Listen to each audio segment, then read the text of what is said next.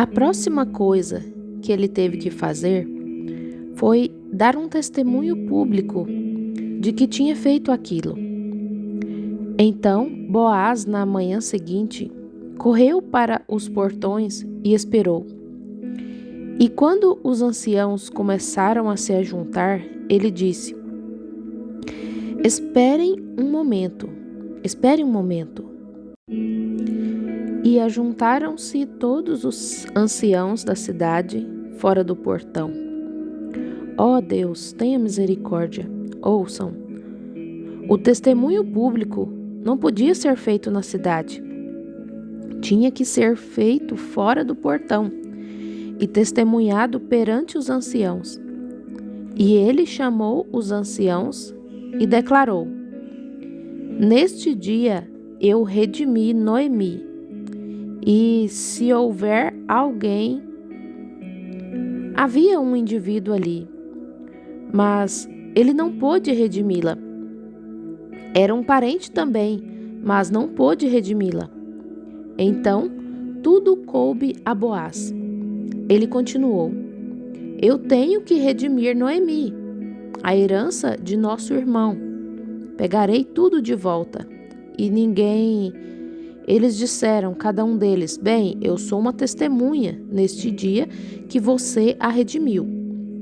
E ele tirou o sapato e o entregou ao seu vizinho como um sinal de que havia redimido tudo. Louvado seja Deus! Ele redimiu tudo o que ela havia perdido. E ao fazê-lo, ele também obteve Rute como sua noiva. E quando Israel pecou, e o homem pecou, e se afastou de Deus, Cristo veio aqui como um sacrifício sangrento, o qual todo cordeiro desde a fundação do mundo representou em uma sombra. E quando o alvorecer do alto veio à existência, o grande Jeová em carne saiu fora das portas da cidade, lá fora, e foi levantado entre os céus e a terra. Seu corpo sangrento mostra que ali ele foi ferido por causa das nossas transgressões e moído por causa das nossas iniquidades. O castigo que nos traz a paz estava sobre ele, e pelas suas pisaduras fomos sarados. Deus mostrou que havia redimido a raça caída de Adão. Aí está a redenção. Foi quem Jó viu lá atrás. Disse: Eu sei que meu Redentor vive, e nos últimos dias ele estará aqui para sangrar e morrer em meu lugar. Embora os vermes da pele destruam o meu corpo, ainda assim em minha carne verei a Deus. Vê-lo-ei por mim mesmo, e os meus olhos, e não outros, o contemplarão. Isso é maravilhoso, não é? Oh, sua presença está aqui, o sinal. Ele morreu para fazer com que aquele homem de pé bem ali atrás, que acabou de ser operado do nariz, fique bom. Deus te abençoe, irmão. Você crê que ele fez isso? Com certeza ele fez. Ele fez a mesma coisa para o homem sentado ao seu lado com artrite, para que fique bom. Amém. Ele fez a mesma coisa para a senhora sentada ao lado dela, ao lado dele ali, para que seja curada desse problema de estômago. Isso é certo. Ele fez isso. Muito bem. Ele o fez. Morreu para que pudesse dar uma mulher surda aqui que pode me ouvir agora. Muito bem. Ele fez. Agora, você me ouve, não é? Claro.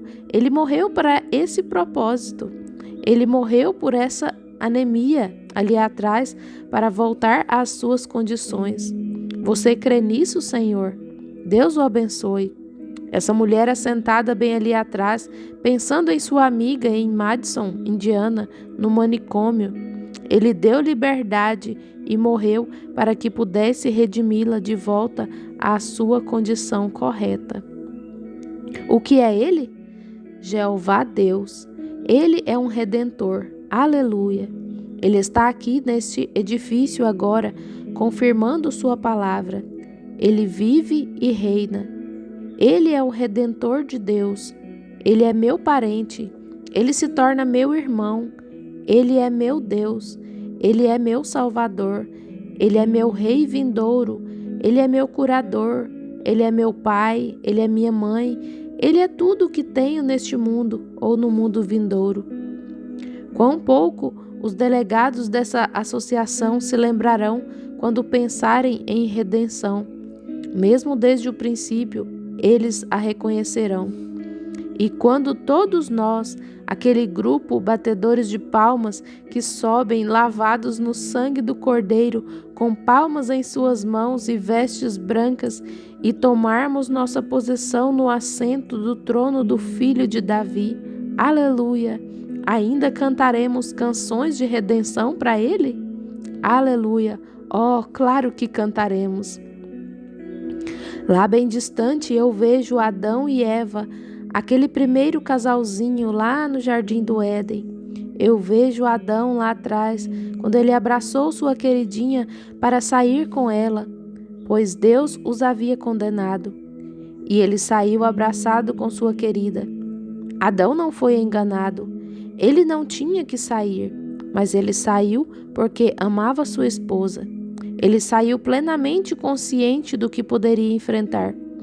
Não importava se ela tivesse que ir para o tormento, ele iria com ela. Quando Deus olhou e viu aquele amor de um ser humano, foi tão grande que ele mesmo não suportou. Isso é certo.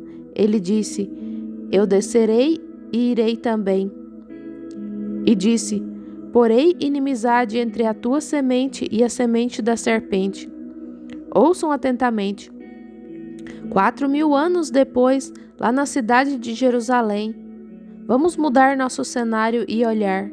Vindo pelas ruas de Jerusalém, solavancos, solavancos, solavancos.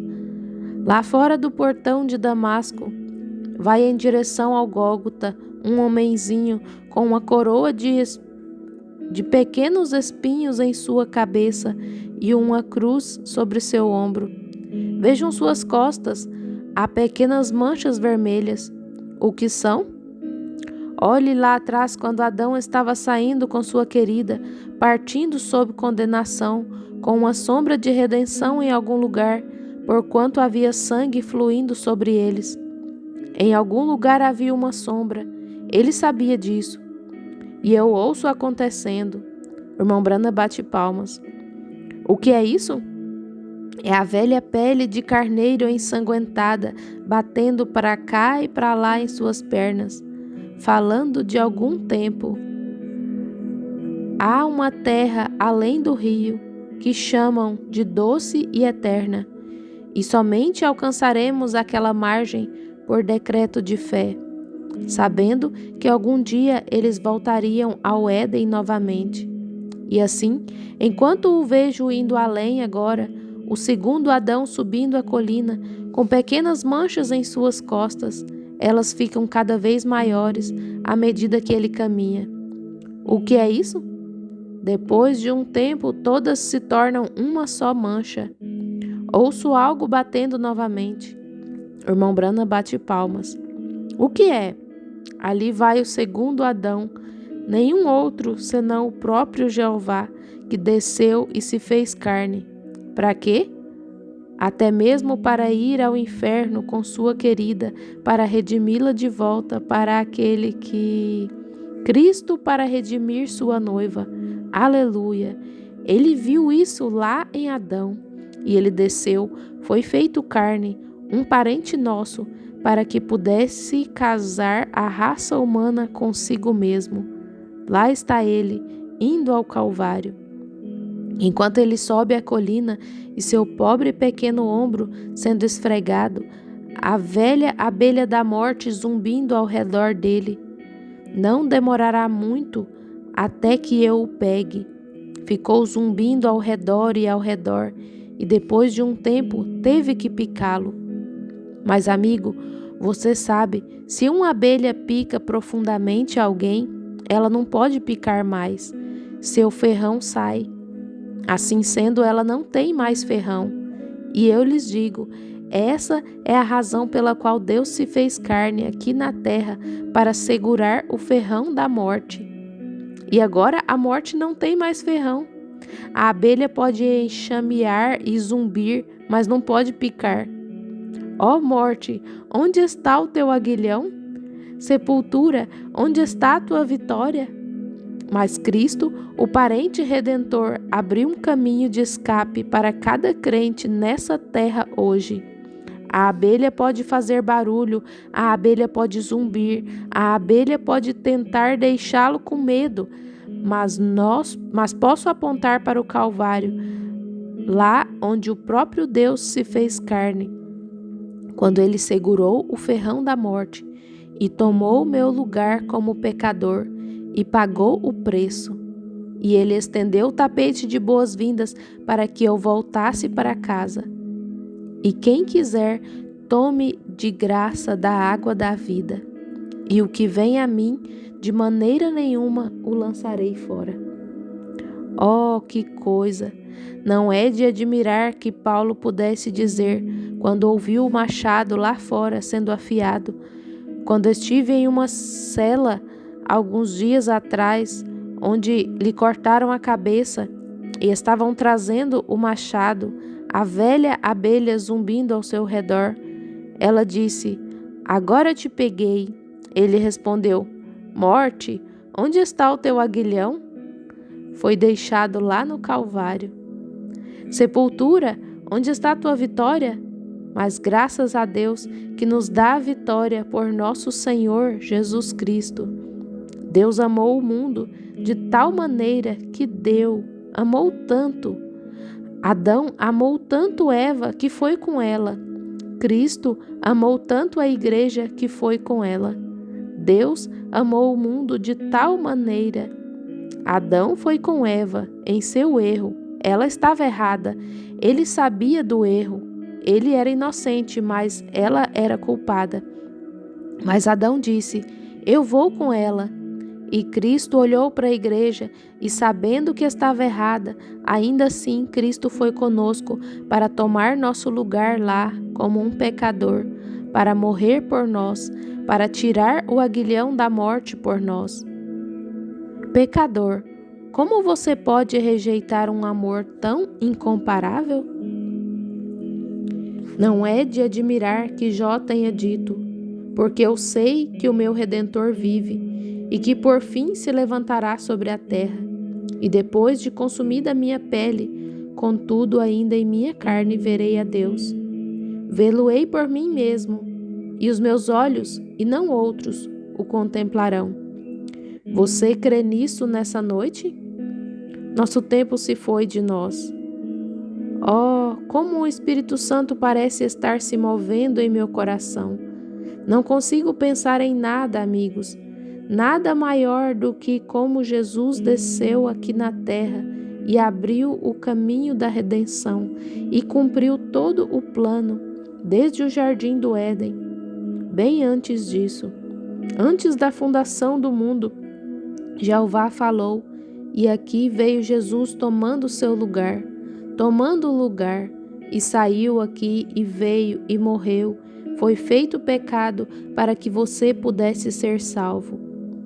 Como você poderia rejeitar um amor tão inigualável como esse do bendito Redentor, pendurado lá, com cuspe em seu rosto, escarnecido e feito escândalo, e com uma coroa de espinhos em sua cabeça? Um homem inocente morrendo lá, e o sangue escorrendo nas veias de Emanuel, onde os pecadores podem mergulhar naquela torrente e perder todas as suas manchas de culpa?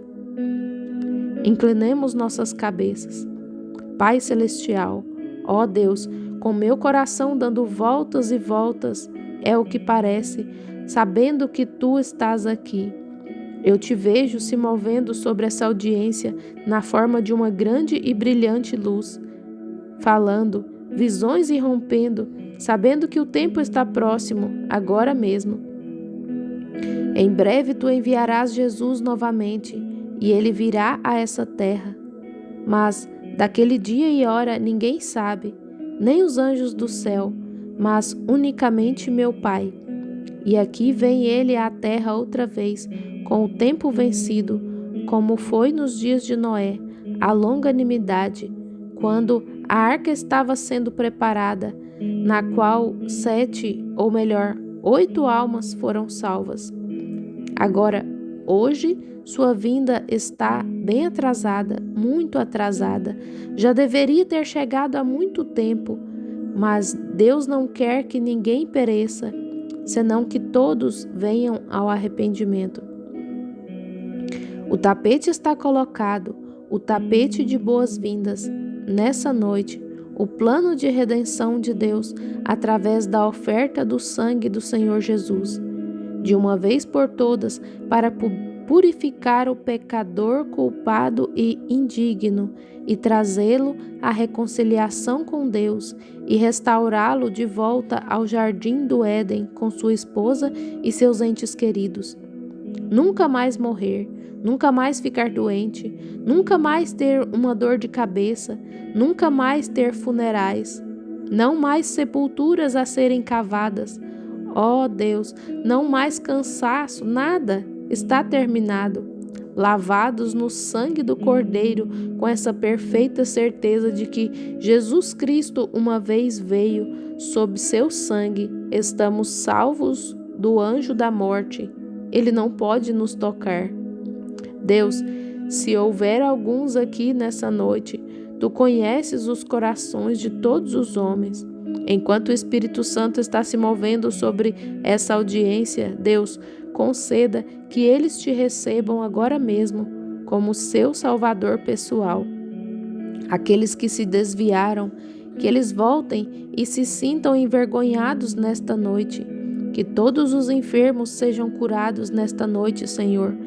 Que o Espírito Santo caia sobre cada coração faminto e umedeça esse terreno. Prepare-os, não falta muito tempo.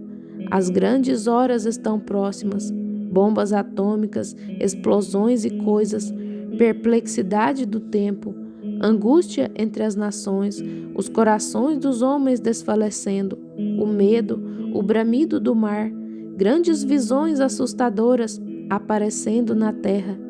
Tu disseste que neste dia aqueles que conhecem seu Deus farão proezas. E aqui estamos vendo todas essas coisas acontecerem. Deus, que a voz de advertência penetre em cada coração agora mesmo, por amor de Jesus e em seu nome.